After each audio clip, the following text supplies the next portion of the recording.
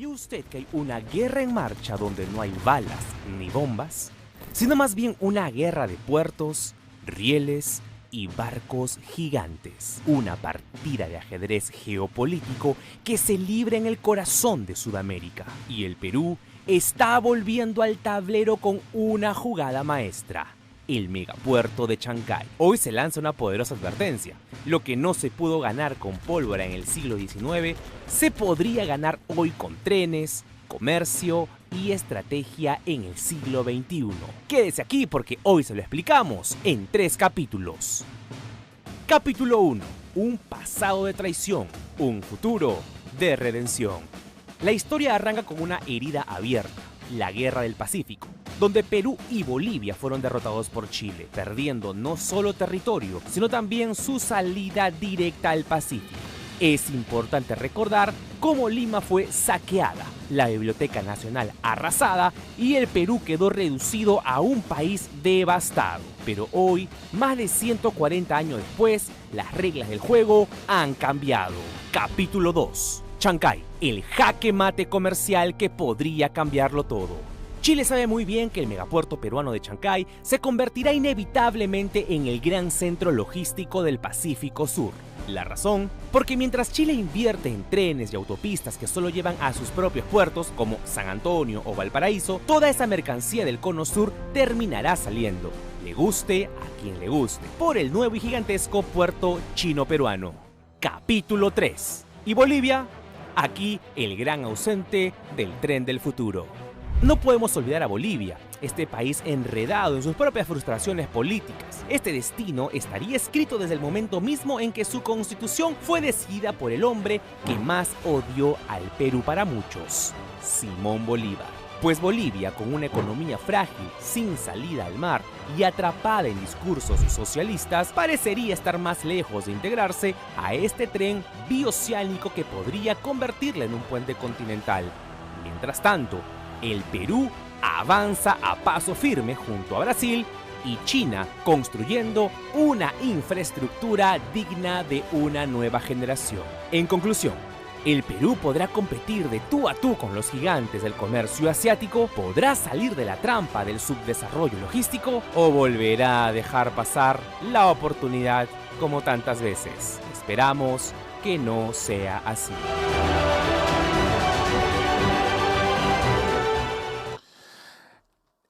Hola, Bruno, ¿cómo estás? ¿Qué tal? Fabricio, ¿qué tal? Buenos días. A ver, Gracias por la invitación. Oye, me sorprende cómo tantos años después, son casi 150 años después, 146 años después exactamente, seguimos hablando de la guerra con Chile. No quiero ser antichileno, ni antiparaguayo, ni anti nada, pero a ver, seguimos, es algo que nos ha marcado a nosotros. No es ser antichileno, es simplemente tener una referente para competir.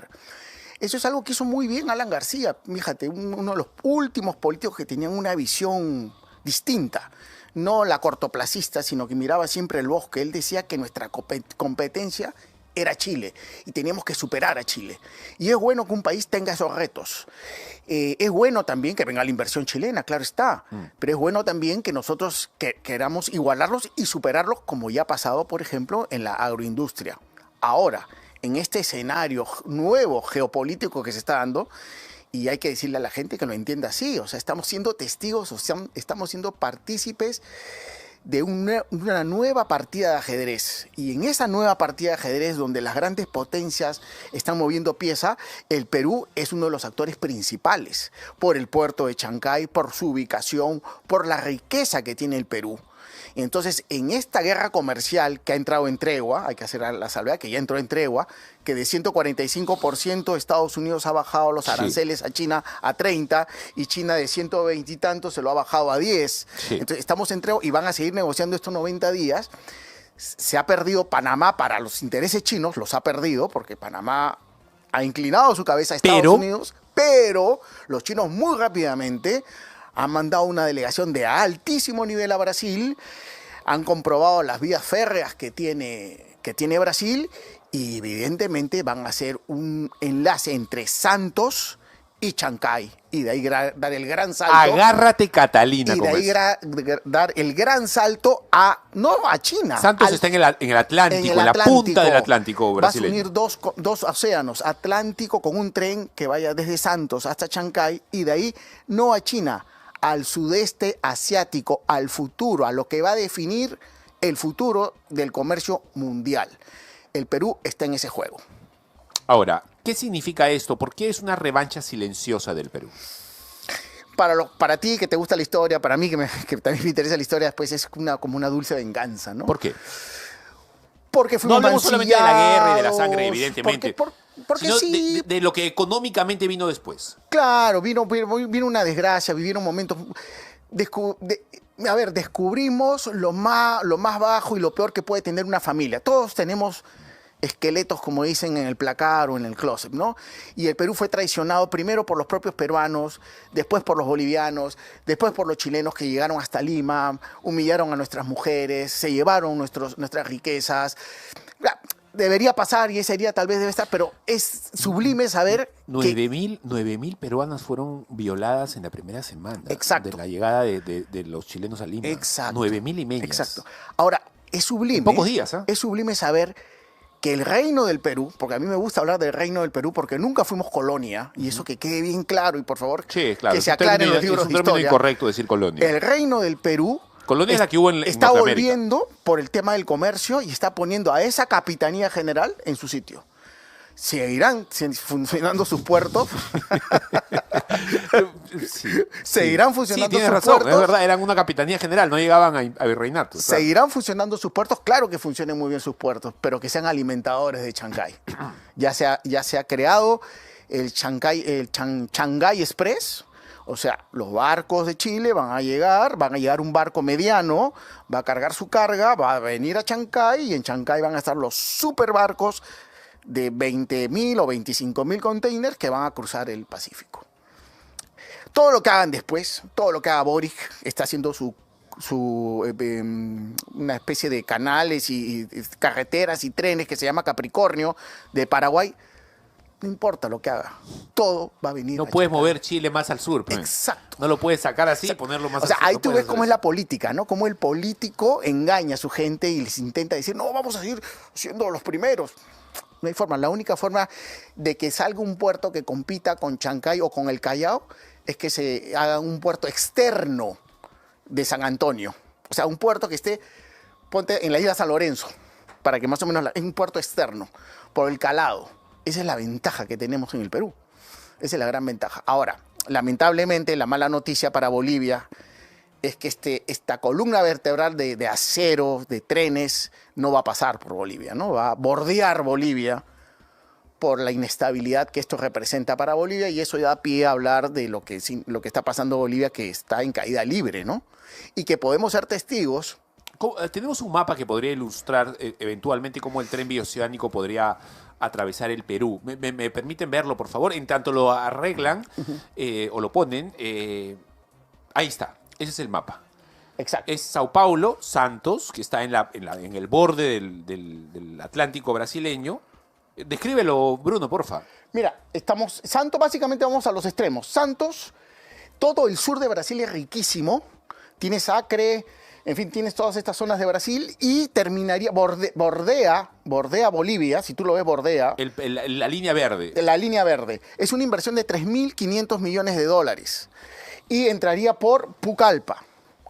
Hay una se haría un ya, tren pero ¿cuál es la razón? Pucallpa. ¿Cuál es la razón de esa curva? ¿Por qué no cortar camino por Bolivia? Tú pondrías no sé, millones, 150.000 millones de dólares de comercio tiene Brasil con China a expensas de la buena voluntad de los Evos Morales de la vida. O sea, te bloqueen el los tren. chinos están decidiendo eso evidentemente porque no quieren lidiar con Bolivia. Con los Evos Morales de la vida, con tus amigos, los Evos y todos ellos, ¿no? Ahí que te gusta tanto entrevistar a... Ahí está, ahí está. Sigue votando por tu Cantauro, sigue votando por tu Cerrón. Eso es lo que vas a terminar logrando. Sí. El boliviano, que es la moneda... Perdón. Sí. Tú que dices que China es socialista y todo lo... Ok, tu China es socialista no quiere tener nada que ver con esos socialistas del MAS que están metidos ahí en Bolivia. Nada. China es comunista, el partido comunista, pero es realista. y no van a China es exponer, capitalista. claro, no van a exponer su tren. Los chinos son los dueños de la frase, no importa que Exacto. el color del gato con tal que case rato. Punto. Exacto. Pragmatismo exacto, chino. Exacto, exacto. Además, la inestabilidad económica, le van a dar una alternativa a Bolivia, evidentemente, que va a ser un puerto nuevo que se está haciendo en Tacna, fíjate, mira, un puerto en Tacna con capitales, imagínate. ¿Cuál es ese puerto? Norteamericanos y de Hong Kong, en Tacna. Ah, ok, para hacerle la guerra a Chancay. Para tener un puerto parecido al de Arica y puedan por ahí, no guerra, no es un O sea, megapuerto, es ah, un buen puerto ok. que va a ser también alimentador de Chancay. Ah, ok, bueno, eso va a estar enorme. Y lo de Corío también está ahí siempre. Y está ahí. Está ahí. Entonces, mira lo que se está jugando Ya, el Perú. la pregunta. Lo que van a ver tus nietos y mis nietos. La pregunta, aguafiestas. Mm. ¿Y a los gringos les gusta esto?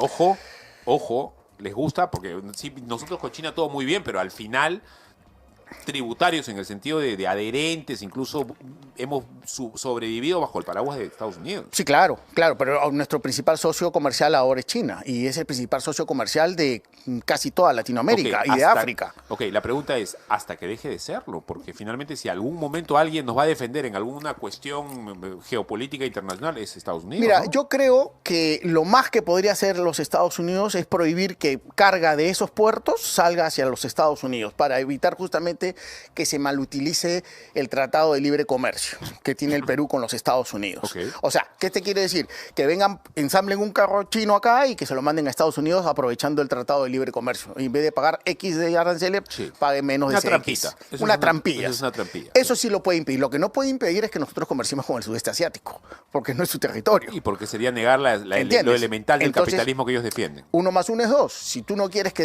de Chancay o de cualquier otro puerto salgan cosas hacia los Estados Unidos, pues saldrán del Callao. El superpuerto del Callao está buenísimo también. El lado norte es nuevo, está súper competitivo. Y siempre lo que está faltando ahora es lo que yo siempre digo, que es Chancay, Aeropuerto Jorge Chávez y el puerto del Callao se entrelacen y sea todo un super hub comercial. Es una línea férrea logística lo que se está haciendo en el Perú. Esto va a cambiar definitivamente la vida de un montón de gente, ¿no? ¿Para bien y para mal? Yo creo que para bien. ¿Para mal? ¿Por delincuencia? ¿Por Siempre los cárteles? puertos, siempre hay... Porque debe haber, bueno, más de un buen peruano obviamente está viéndolo con buenos ojos, como por ejemplo tú. Sí. Pero debe haber más de un zamarro por ahí que ya está viendo ahí No, posibilidades siempre, ¿no? Siempre hay gente, siempre sacar cocaína, donde hay de provecho, hacer contrabando, donde hay sacar claro. oro. Acuérdate que, por ejemplo, lo de Tacna es significativo, porque hasta Tacna hasta hace poco era el turismo chileno y nada más. La producción de aceite de oliva de Tacna, y esto es importante, ha subido un 100%. El doble. El doble. Y va a subir más. ¿Por qué? Por los problemas, por el socialismo, progresismo que está convirtiendo los campos de olivo de España en tremendas plantas de recepción del sol con sus pantallas estas solares. O sea, están sacando olivos para sembrar estas cosas solares. Bueno, Tacna tiene un futuro interesantísimo, Tacna, Moquegua, con el aceite de oliva y con lo que son aceitunas. O sea, estamos hablando de ciudades que van a crecer, que podrían terminar convirtiéndose, Bruno, no sé si lo veamos nosotros, en metrópolis en algún momento, producto de lo que va a ocurrir alrededor de Chancay. Eduardo Frei, presidente de Chile, en una conferencia justamente después de que se inauguró Chancay, dijo que la visión de mucha gente que está detrás de Chancay es que se convierta esa zona en el próximo Singapur del Pacífico Sur. Lo dijo un expresidente chileno. No me entusiasma, tampoco me preocupa, pero me hace ser realista. Singapur es Singapur porque hubo un gobierno en Singapur que dijo, se acabó. Se acabó con la corrupción, pena de muerte a tal, pena de muerte a tal, pena de muerte, se acabó. Fue una racia la que hubo ahí. Sí, sí.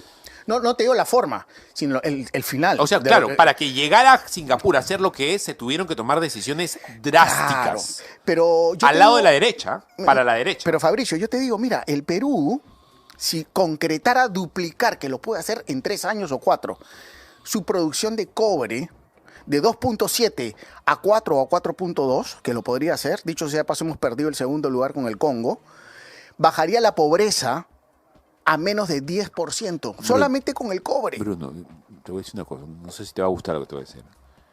Tanto tu tío Rafael como tu tío Philip quieren hacerlo, ¿ah?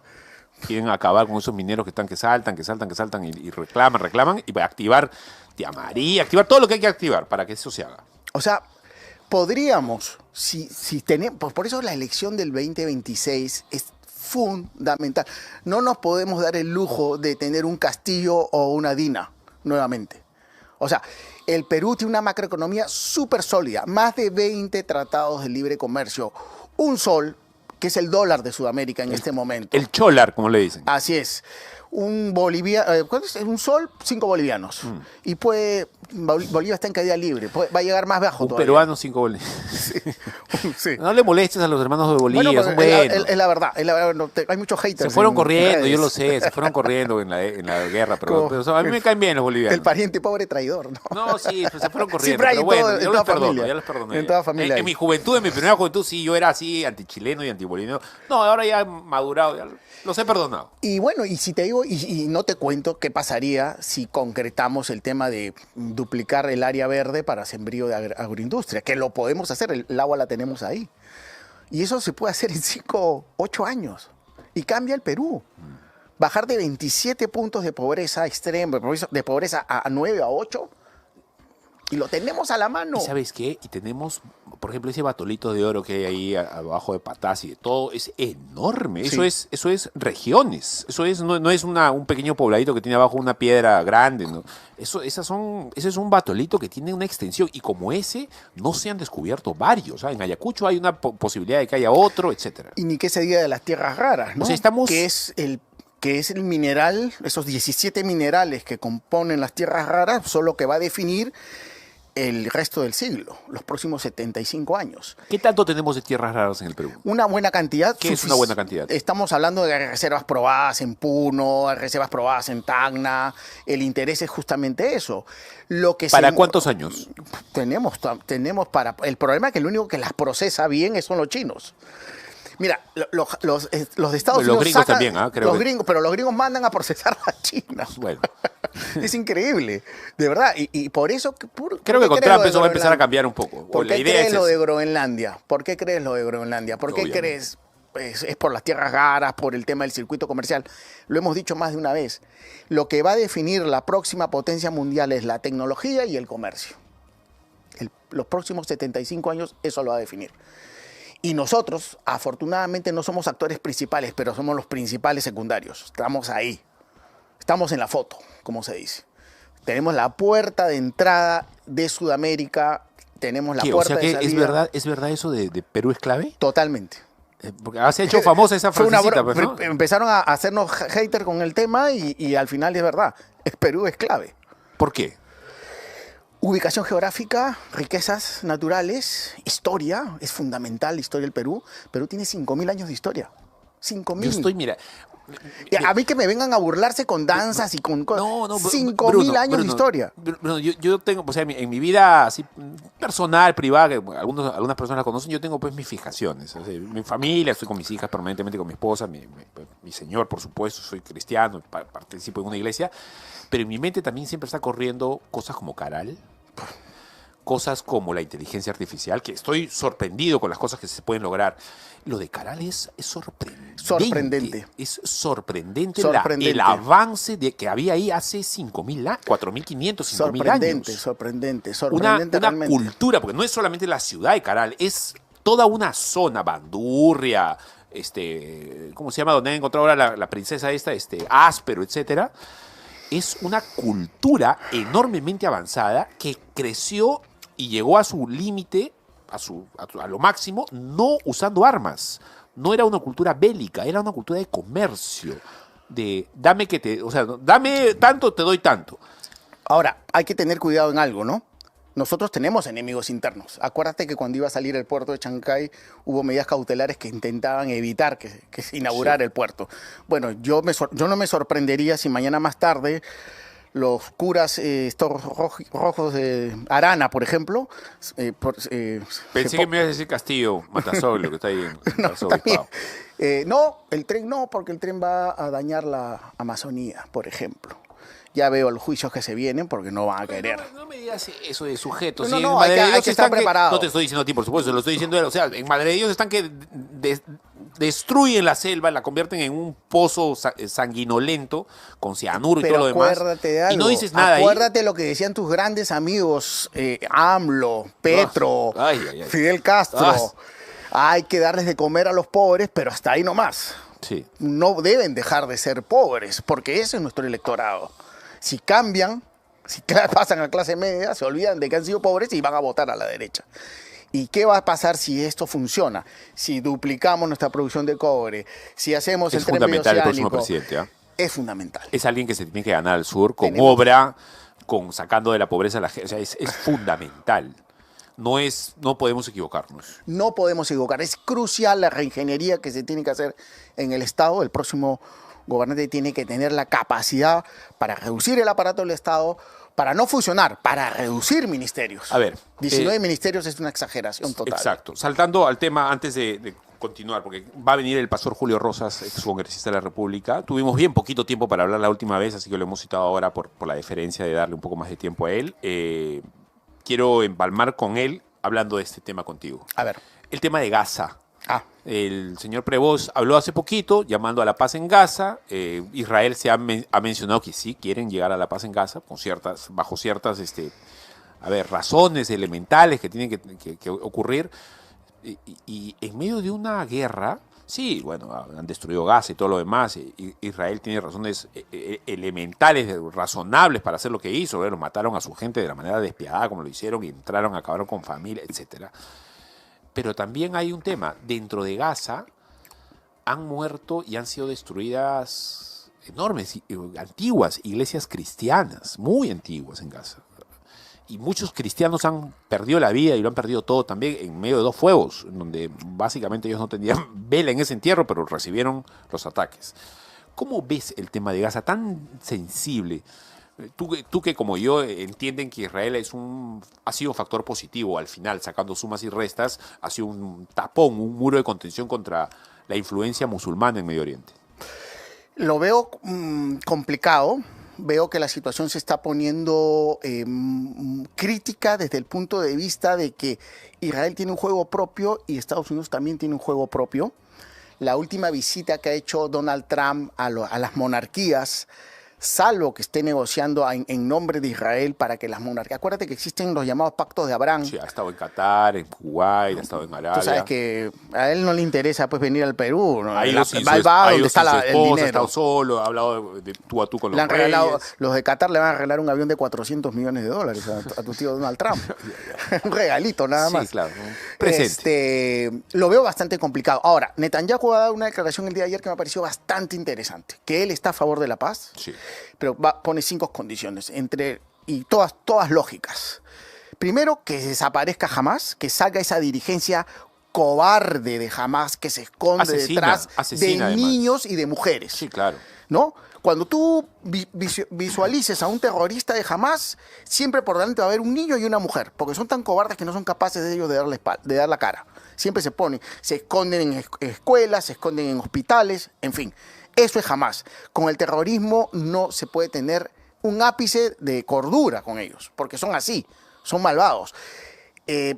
Todos los dineros de la Unión Europea, de Naciones Unidas, lo que ellos hacían era hacer, en vez de invertirlos en educación, en salud, hacían túneles. Gaza está llena de túneles, tiene más túneles que el metro de Nueva York. Así de simple, en eso invertían. Si tú ves los carros con los que se movilizan los dirigentes de Hamas, son blindados y la gente muriéndose de hambre. Recibían las donaciones de la ONU y se la vendían a los propios palestinos o les quitaban a los hijos para enrolarlos al ejército de Hamas. Así funciona. Y ves a los progresistas en Europa con la bandera palestina y ves a las comunidades minoritarias con la bandera palestina, cuando ellos serían los primeros que serían colgados en Gaza, en Teherán, en Bagdad. O sea, ¿de qué estamos hablando? O sea, no hay suficiente información para que la gente se dé cuenta que la lucha es del bien contra el mal. Así de simple. Exacto, estoy totalmente de acuerdo contigo. Aun cuando hayan amigos míos que me digan, Fabricio, ¿cómo dices eso? Que Israel se porta... No, yo estoy a favor de Israel en ese aspecto. O sea, Mira, Es una guerra de bien contra mal. Como todo Estado, Israel también tiene imperfecciones. Pero yo que conozco Israel, que he estado ahí y que he estado en su parlamento, y veo que un árabe israelí, árabe con pasaporte israelí, puede decir que desaparezca el Estado de Israel en el propio parlamento. Cuando converso con árabes cristianos en Nazaret, Que son antiguos, ¿ah? que son los más antiguos del mundo. Sí, claro. Cuando he conversado con cristianos que hablan arameo, o sea, entiendo, y cuando los drusos, su única isla de salvación es Israel. Cuando los cristianos del Líbano o de Siria se mueven hacia Israel, porque ahí es el único sitio donde pueden estar seguros, ¿de qué estamos hablando? O sea, si yo soy cristiano, si soy homosexual, el único sitio donde voy a estar seguro en Medio Oriente es en Israel, no es en Irán. No es en Irán. Que eso quede muy claro. Es sorprendente, irónico además, que ese mismo homosexual al que tú aludes, llámese como se llame, que busca la sombra de Israel para sobrevivir, va a ser el que cuando esté muy tranquilito en su casa, en su podcast y todo lo demás, pues se va a poner a lanzar improperios contra el Estado de Israel. Porque hay una manipulación de la que son sujetos y que participan estos medios de información progres, ¿no? Tú ves a Pedro Sánchez haciendo toda esta parafernalia en España, ¿no? El presidente de España, en contra de Israel, y tiene 8 contratos de armas con Israel, ¿no? Es la hipocresía progre. No, estoy a favor de Ucrania y le siguen comprando gas a Rusia. O sea, ¿de qué estamos hablando? Todo es pose, todo finalmente es pose. Como si era posero también el difunto Papa, ¿no? Que salía a hablar cosas, pero al final tenía el poder y no hacía nada. Es la verdad. ¿No? Por lo menos es más coherente. Ojalá al menos, que el actual no cometa los exabruptos y más errores crasos contra la médula del cristianismo. Yo lo escribí, dije, se acabó el papa peronista, el papado peronista, ¿no? Que era tribunero. Que en este caso, ¿no? para que lo entienda la gente, que sería un papado populista, de frases de izquierda, populista de izquierda, de frase ligera, ¿no? Un velasquista, digamos, Sí, una cosa así, ¿no? sí. El papado velasquista, ¿no? Claro, no sé si tanto así, pero más o menos va por ahí. No hemos tenido un Perón acá, pues, o sea, no es difícil. Fujimori sería lo más cercano a un Perón, Sí. pero del lado de la derecha, Sí. digamos, de la izquierda. Entonces, no sé si uno podrá estar a favor o en contra de la iglesia, eso ya es un tema personal, pero ya tú ves los gestos del nuevo pontífice y está claro que es moderado tirando para conservador, está clarísimo, ¿no? Bueno. Mi hermano, muchas gracias, has sido muy amable por tu intervención. Siempre es un gusto estar contigo, Fabricio, acá en esta trinchera conservadora y de la verdad y de defensa de Dios. No, y que sigue creciendo. Y tú también estás creciendo. Veo que tus redes están... Cada vez más me aparece el pesado de Bruno de Ayala ahí apareciendo en el TikTok. Muy bien, te veo activo. Sí, ahí estamos. Es que hay que difundir la verdad. Y hay que dar batalla, obviamente. Hay que dar batalla. ¿Cuántos saben de estas cosas de historia del Perú, por ejemplo, no? Que hay que sentirnos orgullosos de nuestro pasado, de nuestra madre inca, de nuestro padre español. Hay que sentirnos orgullosos. Uno de mis próximos videos en mi canal de YouTube, que por cierto, véanlo y suscríbanse, Fabricio El Cajadillo en YouTube, simplemente eso. ¿Sabes qué es? ¿Qué he descubierto? Que el enorme, grande, súper respetado, genial poeta César Vallejo, que yo lo admiro mucho como poeta, yo era vallejiano hace mucho tiempo, mandó a abortar 5 veces a Georgette Philippard. Bueno, 5 veces. Era un tipo que no quería hijos. Quédate con el Vallejo. No solamente porque era muy pobre, sino porque era muy comunista y no quería nada más. Yo he llorado recitando Vallejo. No, a mí me encanta Vallejo, pero a ver, o sea, el típico pues así... Sí. Hipócrita, ¿no? O sea, hablo de la paz mundial bueno, y bienestar y si te contara mato a mis hijos. Si te contara lo que hizo Neruda con su hija, te mueres, ¿no? Sí. Es terrible. La chica que tenía hidrocefalia. Sí, claro. Malva Marina. Exacto. Sí, sé la historia. Y lo que hacía Marx con todo lo intelectual que era, no mantuvo nunca a sus hijos, era un mantenido de su mujer. Sí. Bueno, así son estos la miseria humana no tiene límites en algunos casos, ¿no? Es verdad. Bueno, vamos, Brunito. Gracias. Dios les bendiga. Bien, vamos a una pequeña pausa y ahora regresamos con el pastor Julio Rosas, ex congresista de la República. Hay varias cosas interesantes. Vamos a hablar de minería, pero también vamos a hablar de cómo la familia de Betel está creciendo. Ha habido una primera piedra en la sede de ICA y somos, a ver, no es, orgullo no es, pero es felicitaciones a nosotros mismos por el buen trabajo que estamos haciendo también en redes sociales. Estamos dando la pauta en varias cosas, que sea para la gloria de Dios. Con eso regresamos.